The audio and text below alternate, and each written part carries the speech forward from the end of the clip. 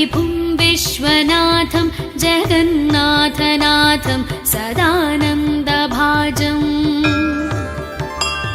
भवद्भव्यभूतेश्वरं भूतनाथं शिवं शङ्करं शम्भुमीशानमीडे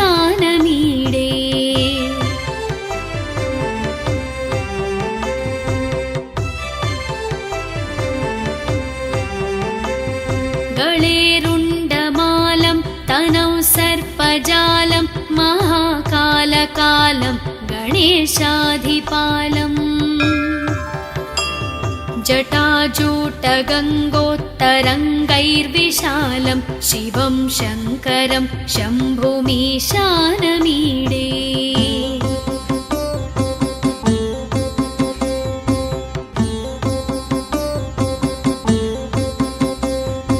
मुदामाकरं मण्डनं मण्डयन्तं महामण्डलं भस्मभूषाधरन्तम् अनादिं ह्यपारं महामोहमारं शिवं शङ्करं शम्भुमीशानमीडे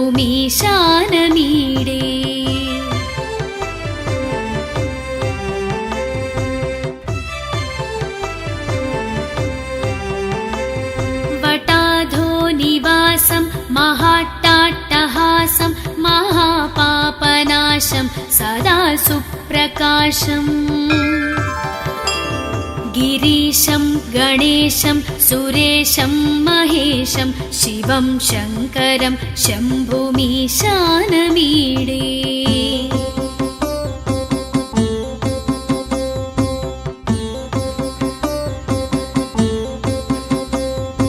गिरीन्द्रात्मजा सङ्गृहीतार्धदेहं गिरौ संस्थितं सर्वदा सन्नगेहम् परब्रह्म ब्रह्मादिभिर्वन्द्यमानं शिवं शङ्करं शम्भुमीशानमीडे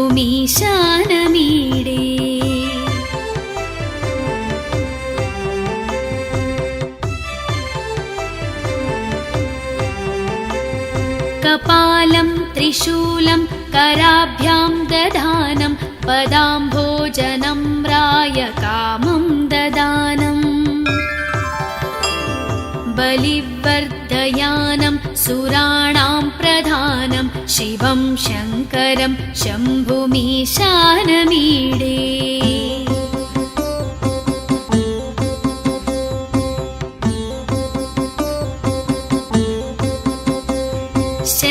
शरश्चन्द्रगात्रं गणानन्दपात्रं त्रिनेत्रं पवित्रं धनेशस्य मित्रम् अपर्णाकलत्रं सदा सच्चरित्रं शिवं शङ्करं शम्भुमीशानमीडे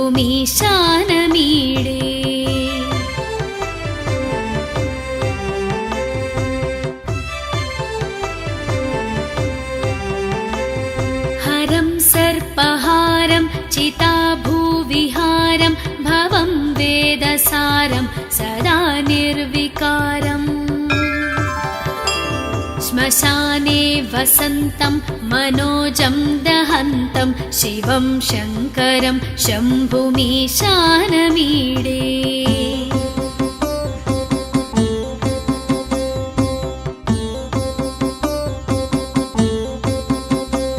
स्तवं यः प्रभाते नरः शूलपाणे पठेत् सर्वदा भर्गभावानुरक्तः सपुत्रं धनं धान्यमित्रं कळत्रं विचित्रैः समाराध्य मोक्षं प्रयाति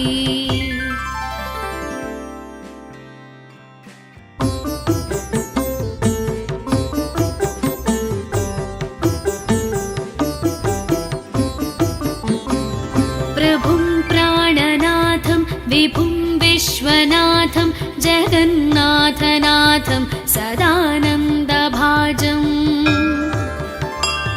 भवद्भव्यभूतेश्वरं भूतनाथं शिवं शङ्करं शम्भुमीशानमीडे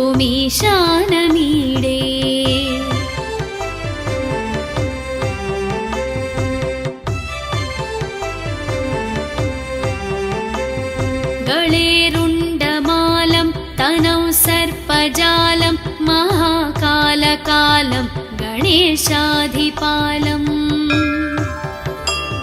जटाजूटगङ्गोत्तरङ्गैर्विशालं शिवं शङ्करं शम्भुमीशानमीडे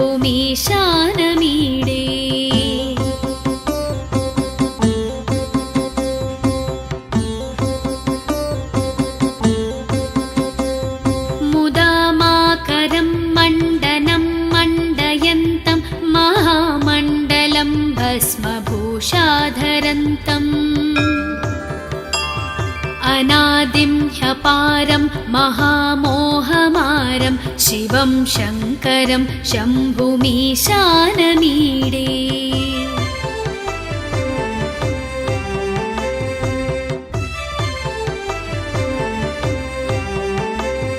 वटाधो निवासं महाट्टाट्टहासं महापापनाशं सदा सुप्रकाशम् गिरीशं गणेशं सुरेशं महेशं शिवं शङ्करं शम्भुमीशानमीडे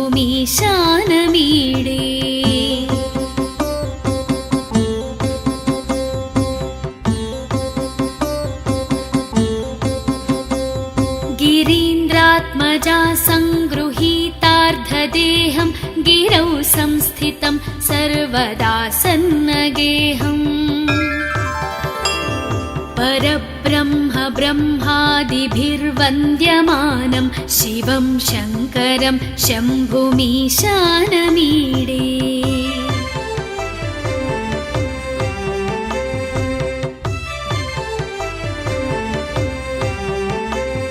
कपालं त्रिशूलं कराभ्यां दधानं पदाम्भोजनं रायकामं ददानम् बलिवर्धयानं सुराणां प्रधानं शिवं शङ्करं शम्भुमीशानमीडे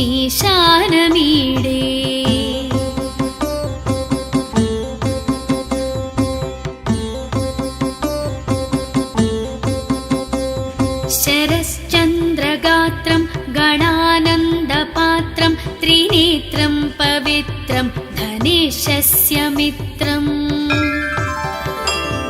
अपर्णाकलत्रं सदा सच्चरित्रं शिवं शङ्करं शम्भुमीशानमीडे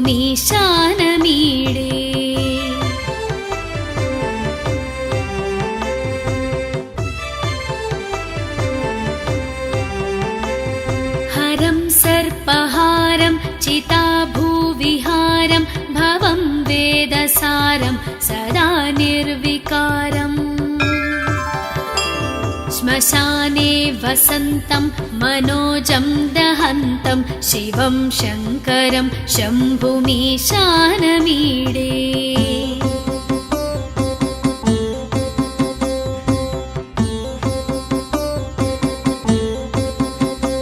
स्तवं यः प्रभाते नरः शूलपाणे पठेत् सर्वदा भर्गभावानुरक्तः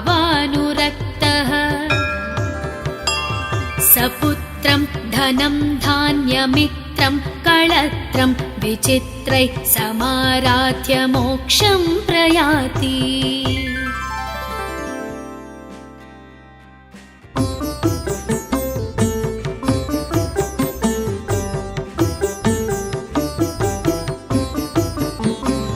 प्रभुं प्राणनाथं विभुं विश्वनाथं जगन्नाथनाथं सदानन्दभाजम्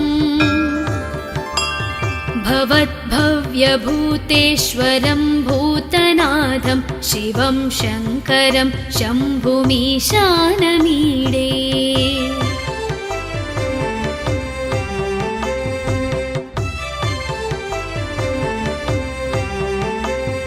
गळे रुण्डमालं तनौ सर्पजालं महाकालकालं गणेशाधिपालम् जटाजूटगङ्गोत्तरङ्गैर्विशालं शिवं शङ्करं शम्भुमीशानमीडे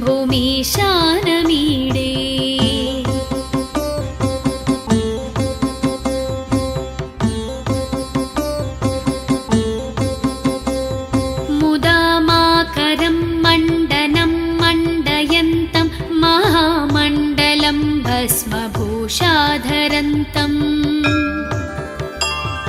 अनादिं ह्यपारं महामोहमारं शिवं शङ्करं शम्भुमीशानमीडे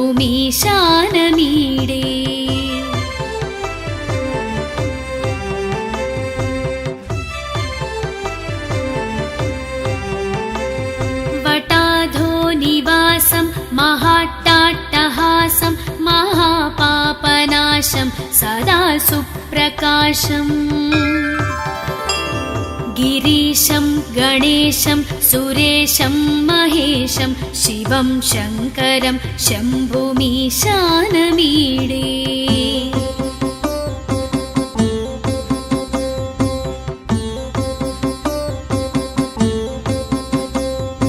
गिरीन्द्रात्मजा सङ्गृहीतार्धदेहं गिरौ संस्थितं सर्वदा सन्नगेहम् परब्रह्म ब्रह्मादिभिर्वन्द्यमानं शिवं शङ्करं शम्भुमीशानमीडे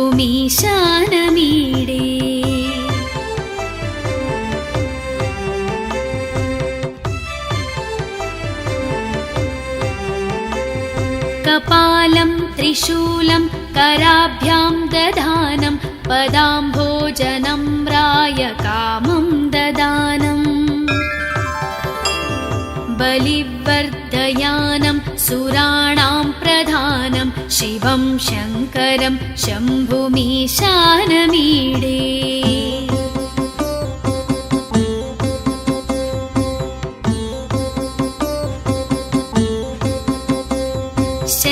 शरश्चन्द्रगात्रं गणानन्दपात्रं त्रिनेत्रं पवित्रं धनेशस्य मित्रम्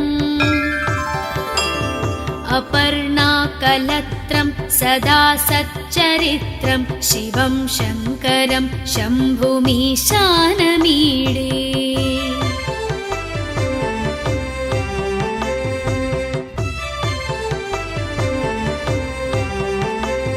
हरं सर्पहारं चिताभूविहारं भवं वेदसारं सदा निर्विकारम् श्मशाने वसन्तं मनोजं दहन्तं शिवं शङ्करं शम्भुमीशानमीडे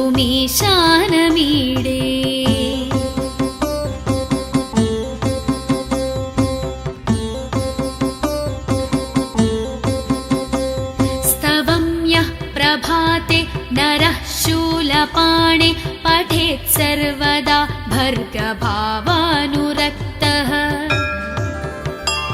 सपुत्रं धनं धान्यमित्रं कळत्रं विचित्रैः समाराध्य मोक्षं प्रयाति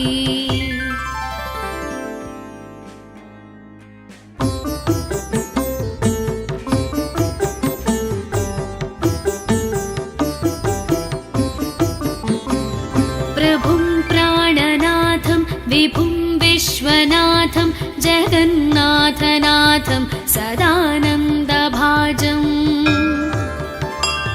भवद्भव्यभूतेश्वरं भूतनाथं शिवं शङ्करं शम्भुमीशानमीडे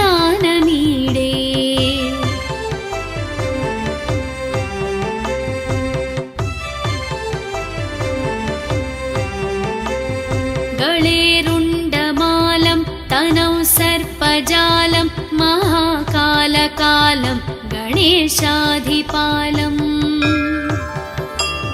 जटाजूटगङ्गोत्तरङ्गैर्विशालं शिवं शङ्करं शम्भुमीशानमीडे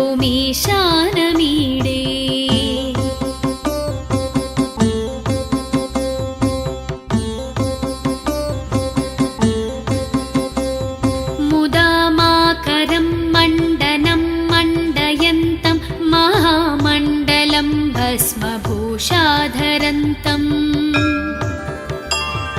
अनादिं ह्यपारं महामोहमारं शिवं शङ्करं शम्भुमीशानमीडे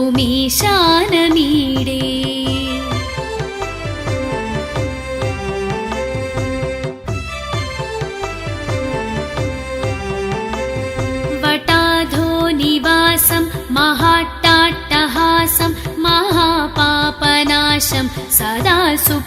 सुप्रकाशम् गिरीशं गणेशं सुरेशं महेशं शिवं शङ्करं शम्भुमीशानमीडे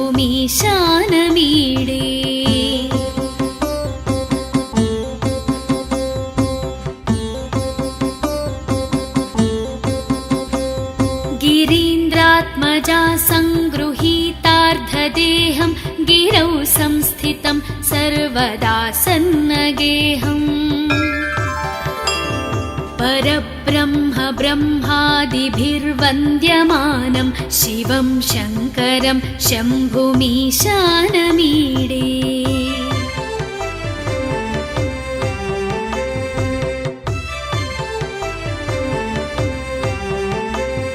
कपालं त्रिशूलं कराभ्यां दधानं पदाम्भोजनं रायकामं ददानम् बलिवर्धयानं सुराणां प्रधानं शिवं शङ्करं शम्भुमीशानमीडे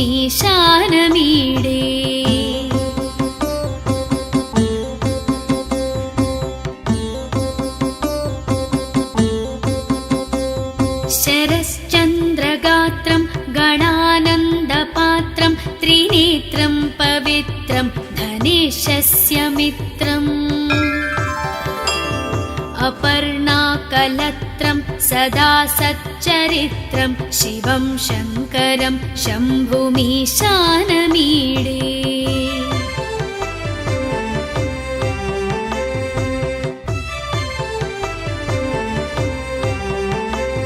हरं सर्पहारं चिताभूविहारं भवं वेदसारं सदा निर्विकारम्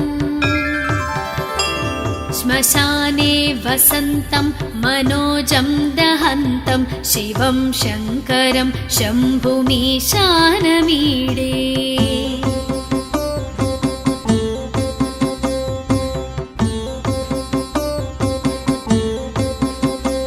स्तवं यः प्रभाते नरः शूलपाणे पठेत् सर्वदा भर्गभावानुरक्तः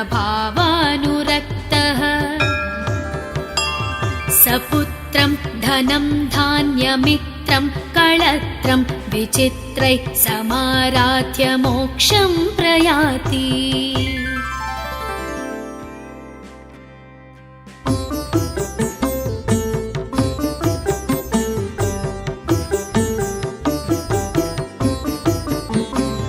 प्रभुं प्राणनाथं विभुं विश्वनाथं जगन्नाथनाथं सदानन्दभाजम् भवद्भव्यभूतेश्वरं भूतनाथं शिवं शङ्करं शम्भुमीशानमीडे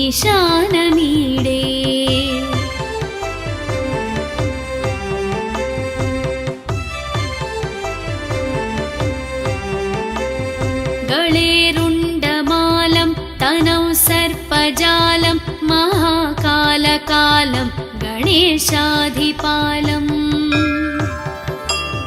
जटाजूटगङ्गोत्तरङ्गैर्विशालं शिवं शङ्करं शम्भुमीशानमीडे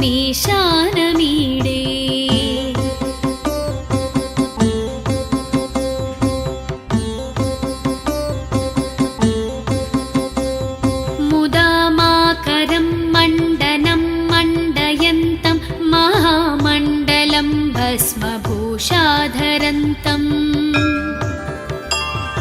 अनादिं ह्यपारं महामोहमारं शिवं शङ्करं शम्भुमीशानमीडे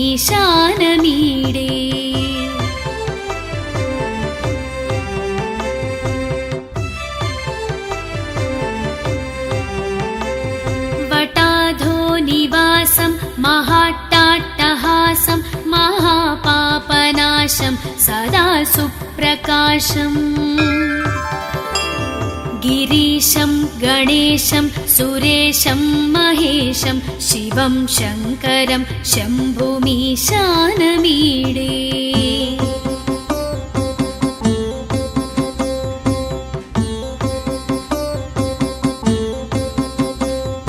गिरीन्द्रात्मजा सङ्गृहीतार्ध सर्वार्थदेहं गिरौ संस्थितं सर्वदा सन्नगेऽहम् परब्रह्म ब्रह्मादिभिर्वन्द्यमानं शिवं शङ्करं शम्भुमीशानमीडे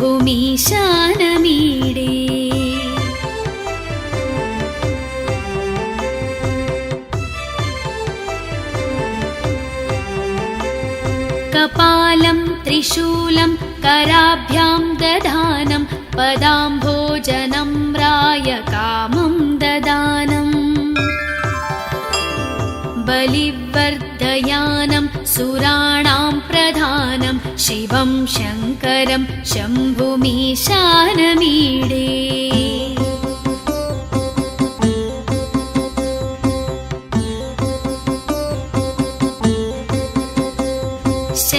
शरश्चन्द्रगात्रं गणानन्दपात्रं त्रिनेत्रं पवित्रं धनेशस्य मित्रम् अपर्णाकलत्रं सदा सच्चरित्रं शिवं शङ्करं शम्भुमीशानमीडे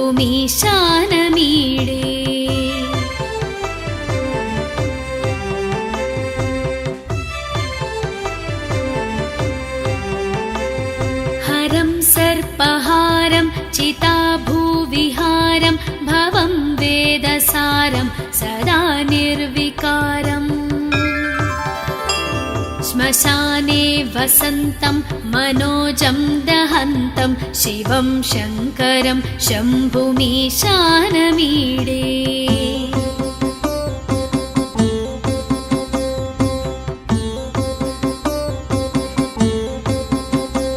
स्तवं यः प्रभाते नरः शूलपाणे पठेत् सर्वदा भर्गभावानुरक्तः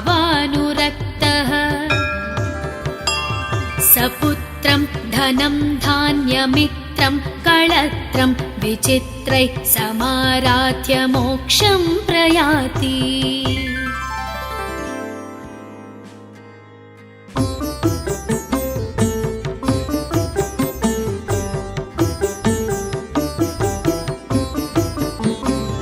प्रभुं प्राणनाथं विभुं विश्वनाथं जगन्नाथनाथं सदानन्दभाजम्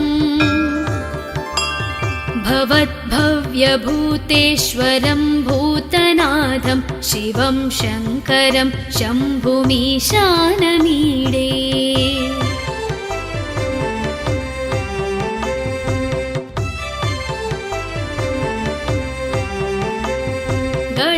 गळेरुण्डमालं तनौ सर्पजालं महाकालकालं गणेशाधिपालम्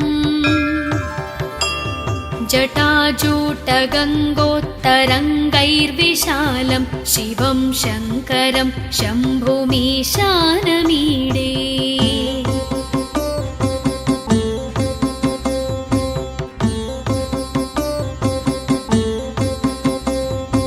मुदामाकरं मण्डनं मण्डयन्तं महामण्डलं भस्मभूषाधरन्तम्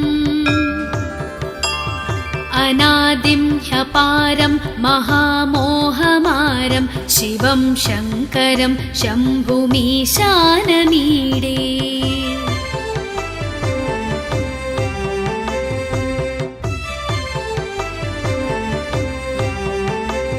वटाधो निवासं महाट्टाट्टहासं महापापनाशं सदा सुप्रकाशम् गिरीशं गणेशं सुरेशं महेशं शिवं शङ्करं शम्भुमीशानमीडे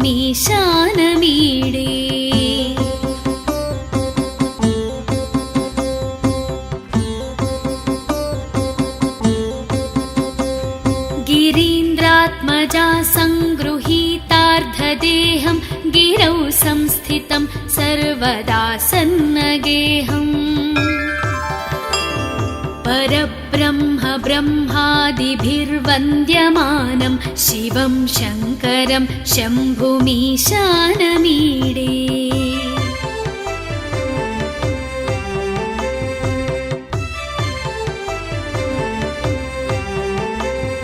कपालं त्रिशूलं कराभ्यां दधानं पदाम्भोजनम्राय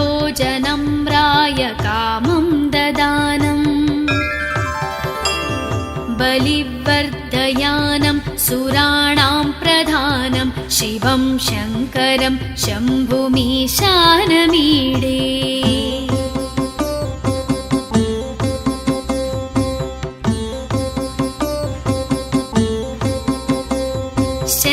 शरश्चन्द्रगात्रं गणानन्दपात्रं त्रिनेत्रं पवित्रं धनेशस्य मित्रम् अपर्णाकलत्रं सदा सच्चरित्रं शिवं शङ्करं शम्भुमीशानमीडे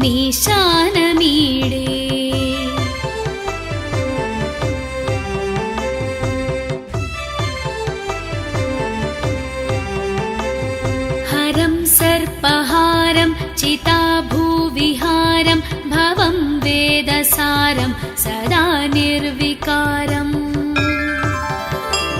श्मशाने वसन्तं मनोजं दहन्तं शिवं शङ्करं शम्भुमीशानमीडे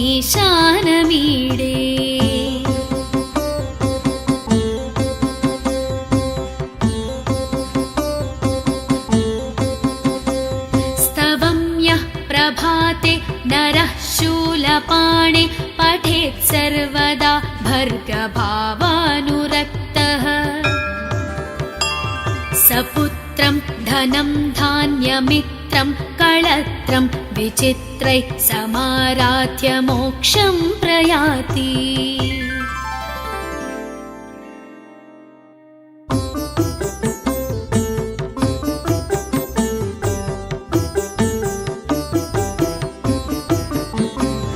प्रभुं प्राणनाथं विभुं विश्वनाथं जगन्नाथनाथं सदानन्दभाजम्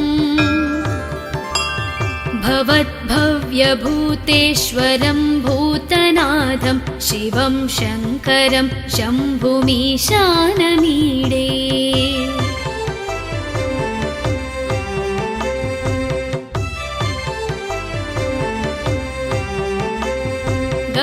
गळेरुण्डमालं तनौ सर्पजालं महाकालकालं गणेशाधिपालम्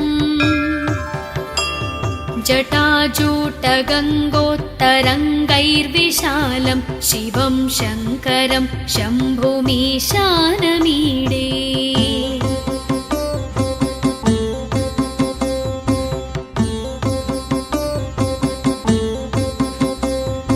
मुदामाकरं मण्डनं मण्डयन्तं महामण्डलं भस्मभूषाधरन्तम् अनादिं ह्यपारं महामोहमारं शिवं शङ्करं शम्भुमीशानमीडे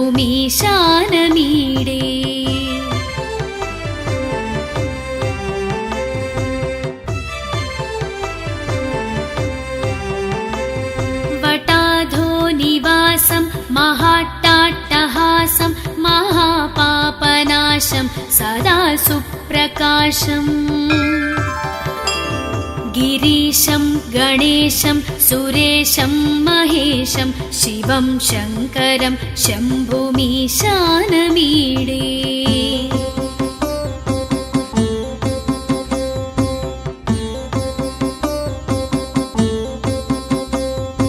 गिरीन्द्रात्मजा सङ्गृहीतार्धदेहं गिरौ संस्थितं सर्वदा सन्नगेहम् परब्रह्म ब्रह्मादिभिर्वन्द्यमानं शिवं शङ्करं शम्भुमीशानमीडे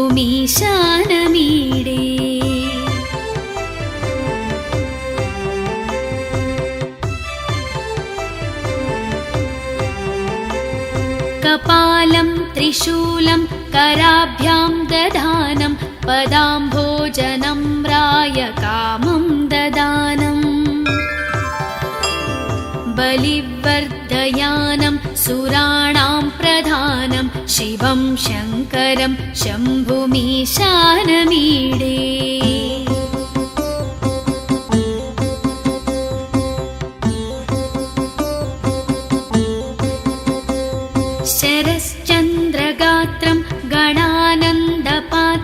त्रिनेत्रं पवित्रं धनेशस्य मित्रम् अपर्णाकलत्रं सदा सच्चरित्रं शिवं शङ्करं शम्भुमीशानमीडे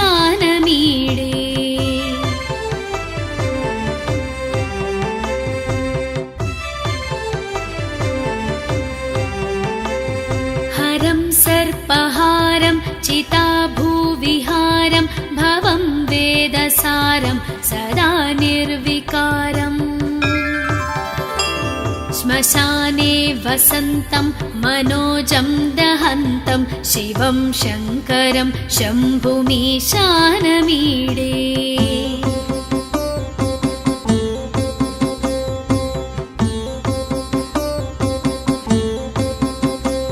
स्तवं यः प्रभाते नरः शूलपाणे पठेत् सर्वदा भर्गभावानुरक्तः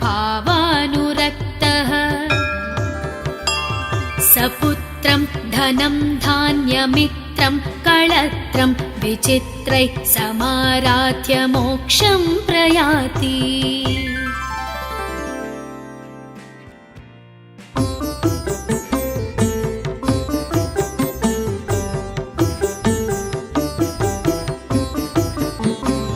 प्रभुं प्राणनाथं विभुं विश्वनाथं जगन्नाथनाथं सदानन्दभाजम्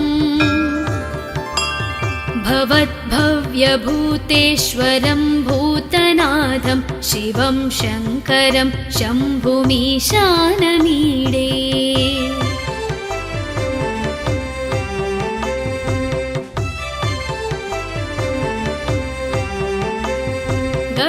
गळेरुण्डमालं तनौ सर्पजालं महाकालकालं गणेशाधिपालम् जटाजूटगङ्गोत्तरङ्गैर्विशालं शिवं शङ्करं शम्भुमीशानमीडे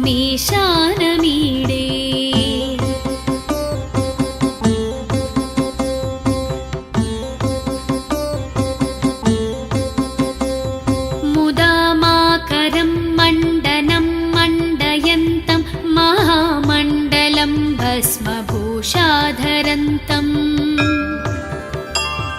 अनादिं ह्यपारं महामोहमारं शिवं शङ्करं शम्भुमीशानमीडे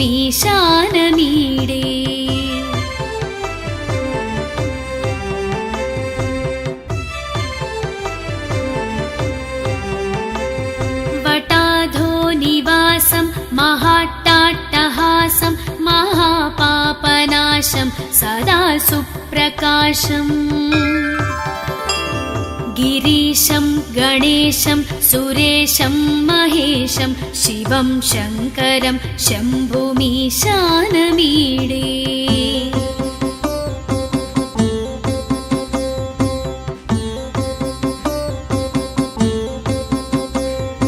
गिरीन्द्रात्मजा सङ्गृहीतार्धदेहं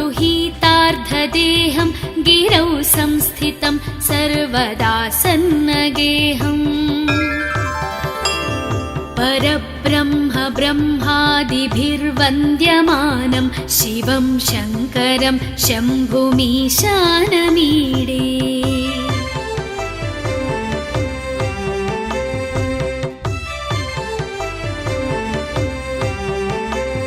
कपालं त्रिशूलं कराभ्यां दधानं पदाम्भोजनं रायकामं ददानम्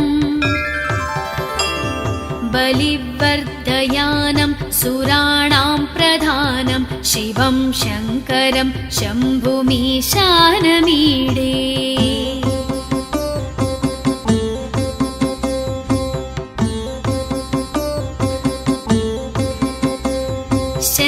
शरश्चन्द्रगात्रं गणानन्दपात्रं त्रिनेत्रं पवित्रं धनेशस्य मित्रम्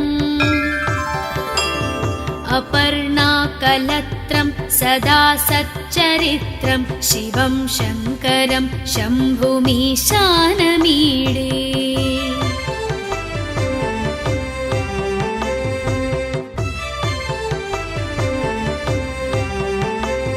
हरं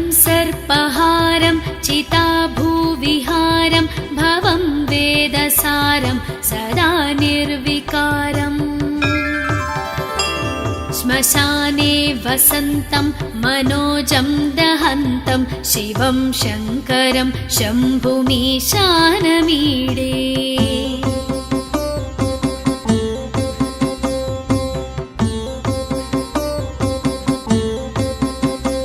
स्तवं यः प्रभाते नरः शूलपाणे पठेत् सर्वदा भर्गभावानुरक्तः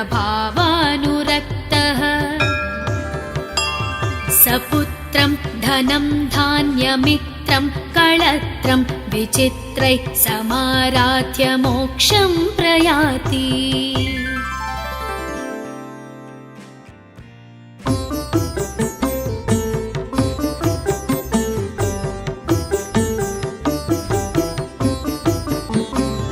प्रभुं प्राणनाथं विभुं विश्वनाथं जगन्नाथनाथं सदानन्दभाजम् भवद्भव्यभूतेश्वरं भूतनाथं शिवं शङ्करं शम्भुमीशानमीडे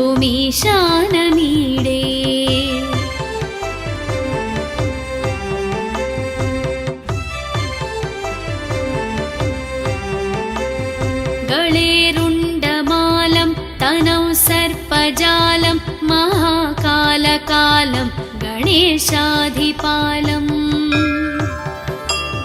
जटाजूटगङ्गोत्तरङ्गैर्विशालं शिवं शङ्करं शम्भुमीशानमीडे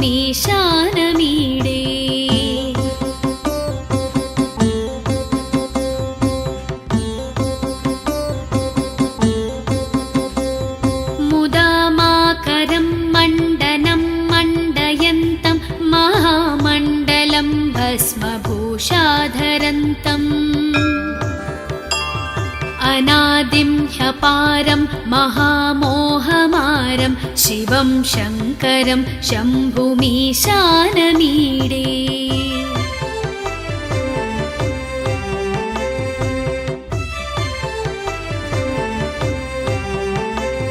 वटाधो निवासं महाट्टाट्टहासं महापापनाशं सदा सुप्रकाशम् गिरीशं गणेशं सुरेशं महेशं शिवं शङ्करं शम्भुमीशानमीडे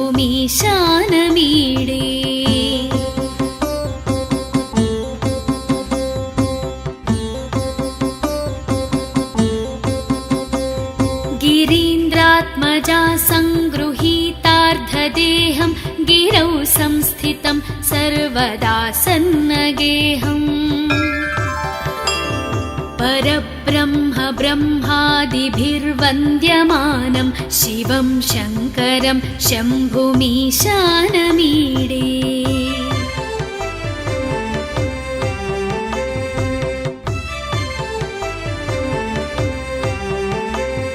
कपालं त्रिशूलं कराभ्यां दधानं पदाम्भोजनं रायकामं ददानम्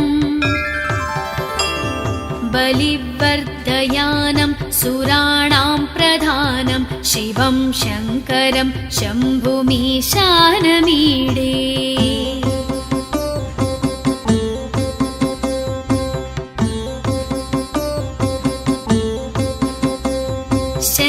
शरश्चन्द्रगात्रं गणानन्दपात्रं त्रिनेत्रं पवित्रं धनेशस्य मित्रम् अपर्णाकलत्रं सदा सच्चरित्रं शिवं शङ्करं शम्भुमीशानमीडे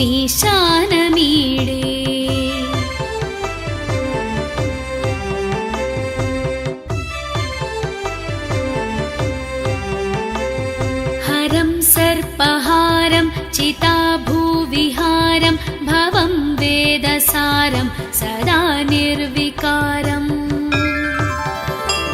श्मशाने वसन्तं मनोजं दहन्तं शिवं शङ्करं शम्भुमीशानमीडे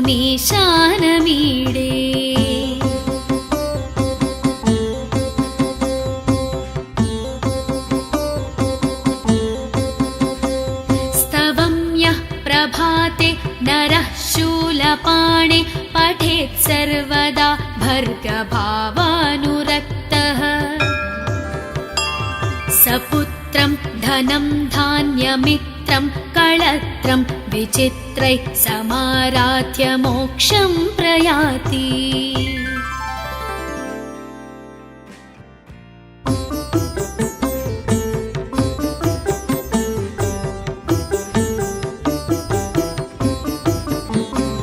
प्रभुं प्राणनाथं विभुं विश्वनाथं जगन्नाथनाथं सदानन्दभाजम् भवद्भव्यभूतेश्वरं भूतनाथं शिवं शङ्करं शम्भुमीशानमीडे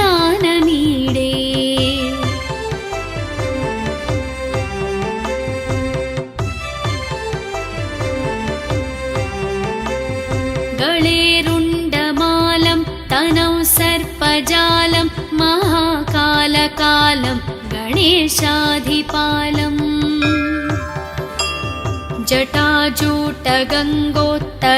जटाजूटगङ्गोत्तरङ्गैर्विशालं शिवं शङ्करं शम्भुमीशानमीडे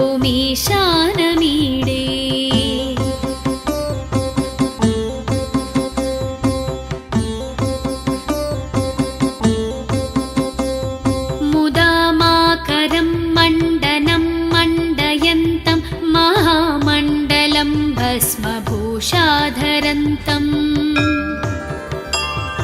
अनादिं ह्यपारं महामोहमारं शिवं शङ्करं शम्भुमीशानमीडे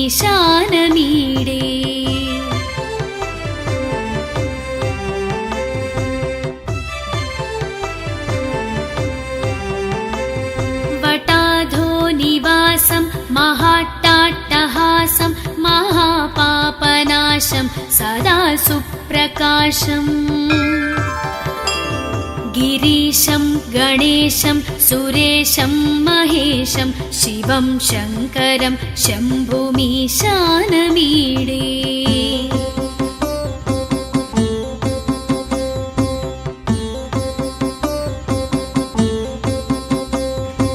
गिरीन्द्रात्मजा सङ्गृहीतार्धदेहं गिरौ संस्थितं सर्वदा सन्नगेहम्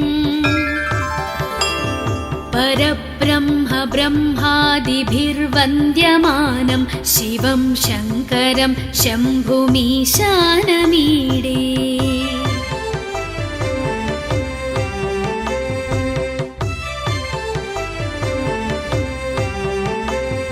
कपालं त्रिशूलं कराभ्यां दधानं पदाम्भोजनं रायकामं ददानम् बलिवर्धयानं सुराणां प्रधानं शिवं शङ्करं शम्भुमीशानमीडे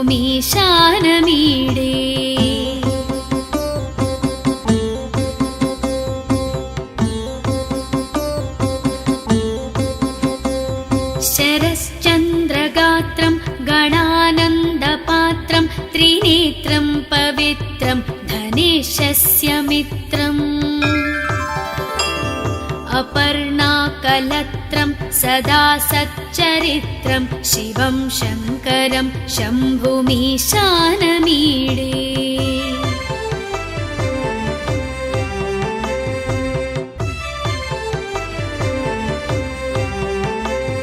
हरं सर्पहारं चिताभूविहारं भवं वेदसारं सदा निर्विकारम् श्मशाने वसन्तं मनोजं दहन्तं शिवं शङ्करं शम्भुमीशानमीडे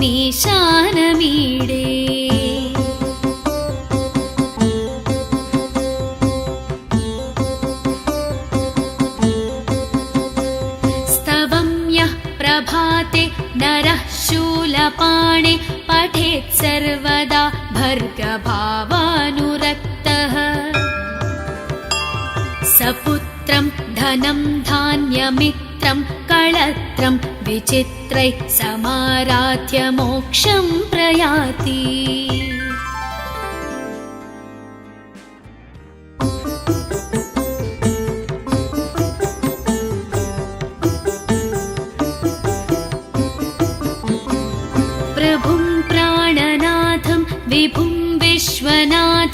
जगन्नाथनाथं सदानन्दभाजम्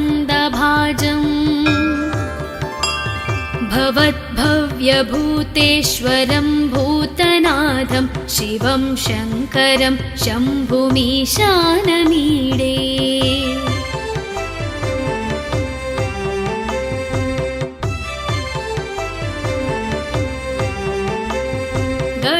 गळेरुण्डमालं तनौ सर्पजालं महाकालकालं गणेशाधिपालम्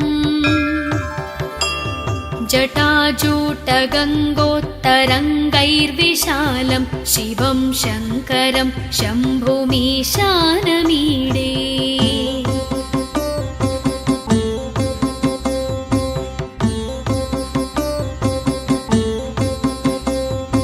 मुदामाकरं मण्डनं मण्डयन्तं महामण्डलं भस्मभूषाधरन्तम् अनादिं ह्यपारं महामोहमारं शिवं शङ्करं शम्भुमीशानमीडे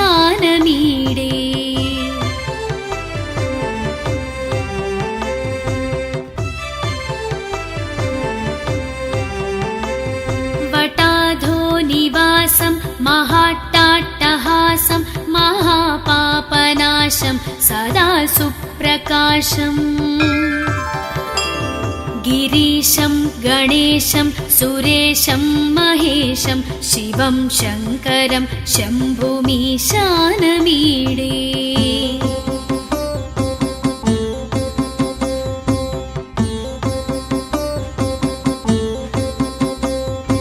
गिरीन्द्रात्मजा सङ्गृहीतार्धदेहं गिरौ संस्थितं सर्वदा सन्नगेहम् परब्रह्म ब्रह्मादिभिर्वन्द्यमानं शिवं शङ्करं शम्भुमीशानमीडे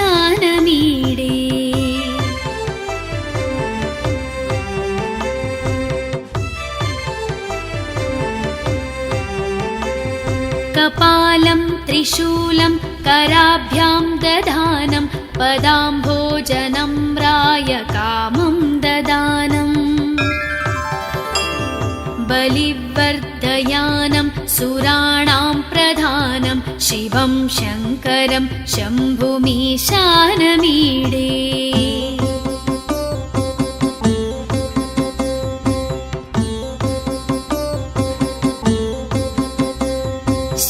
शरश्चन्द्रगात्रं गणानन्दपात्रं त्रिनेत्रं पवित्रं धनेशस्य मित्रम्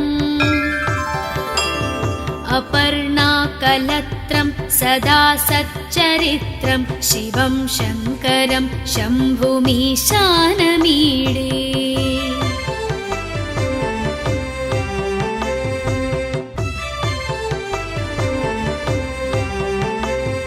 हरं सर्पहारं चिताभूविहारं भवं वेदसारं सदा निर्विकारम् श्मशाने वसन्तं मनोजं दहन्तं शिवं शङ्करं शम्भुमीशानमीडे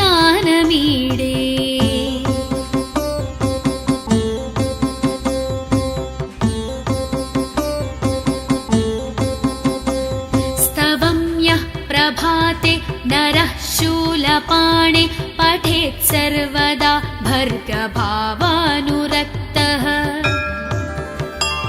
सपुत्रं धनं धान्यमित्रं कळत्रं विचित्रैः समाराध्य मोक्षं प्रयाति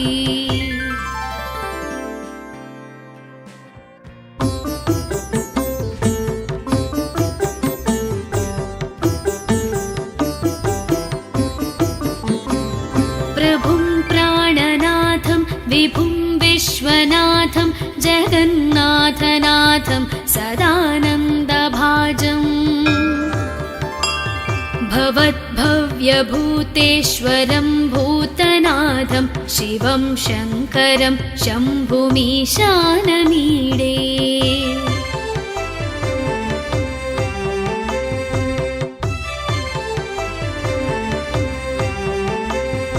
गळेरुण्डमालं तनौ सर्पजालं महाकालकालं गणेशाधिपालम्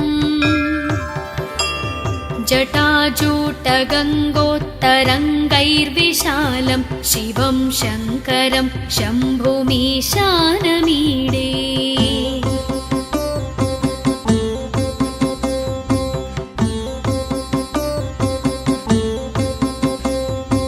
मुदामाकरं मण्डनं मण्डयन्तं महामण्डलं भस्मभूषाधरन्तम् अनादिं ह्यपारं महामोहमारं शिवं शङ्करं शम्भुमीशानमीडे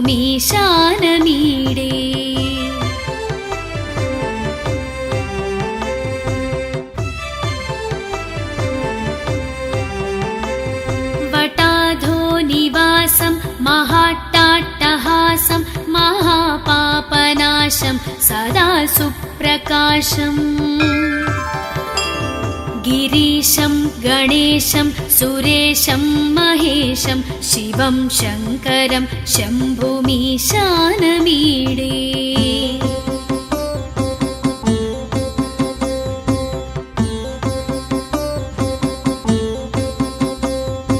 गिरीन्द्रात्मजा सङ्गृहीतार्धदेहं गिरौ संस्थितं सर्वदा सन्नगेहम्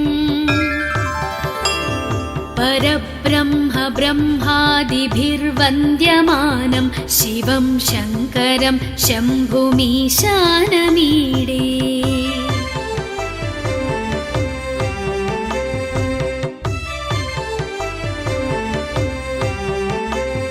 कपालं त्रिशूलं कराभ्यां दधानं पदाम्भोजनं रायकामं ददानम् बलिवर्धयानं सुराणां प्रधानं शिवं शङ्करं शम्भुमीशानमीडे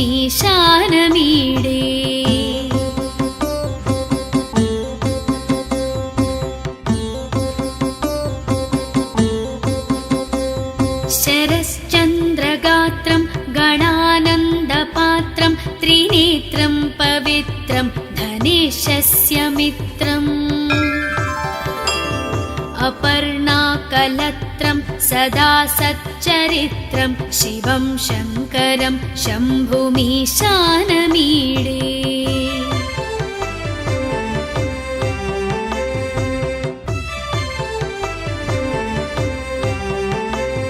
हरं सर्पहारं चिताभूविहारं भवं वेदसारं सदा निर्विकारम् श्मशाने वसन्तं मनोजं दहन्तं शिवं शङ्करं शम्भुमीशानमीडे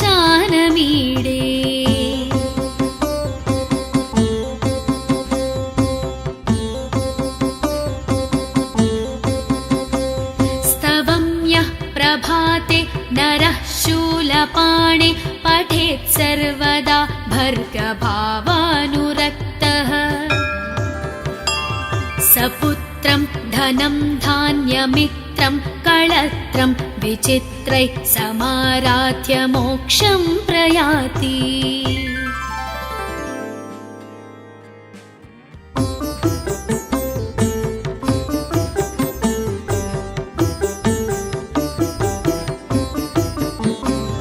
प्रभुं प्राणनाथं विभुं विश्वनाथं जगन्नाथनाथं सदानन्दभाजम् भवद्भव्यभूतेश्वरं भूतनाथं शिवं शङ्करं शम्भुमीशानमीडे